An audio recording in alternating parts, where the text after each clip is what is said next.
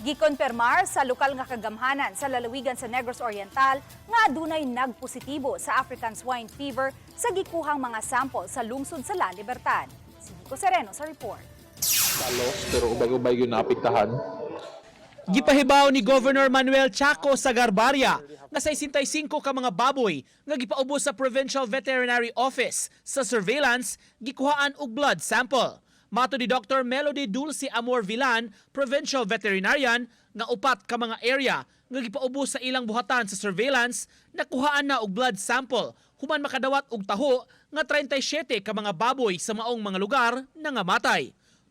Tungod niini, gi-quarantine dayon ang lugar ubos sa 500-meter radius gikan sa ground zero kun diin nagpositibo ang mga baboy sa ASF.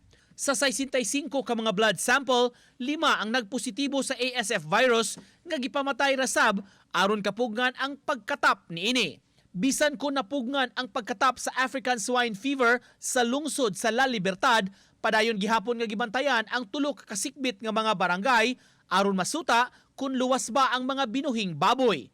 Sa laing bahin, gikumpirmar sab sa Provincial Veterinary Office nga dunay mga baboy nga gikatahong nangamatay sa duha ka barangay sa lungsod sa Amlan. May mga baboy usab sa lungsod sa Sibulan, San Jose ug Siaton sa lalawigan sa Negros Oriental ang nangamatay usab.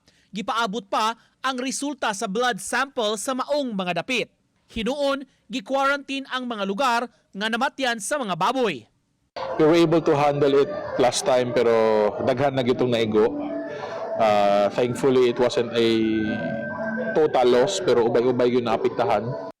Na may na-identify na mga barangay sa tulong Manitanal and nag-set tayo may schedule for surveillance. And naay 5 ato nga baboy ang nag-positive for ASF.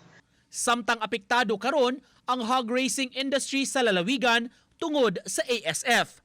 Bisan gani ang namuhi og mga baboy o ang backyard hog racers tungod sa maong sakit. Napugo silang paminusan ang presyo sa ilang baligya.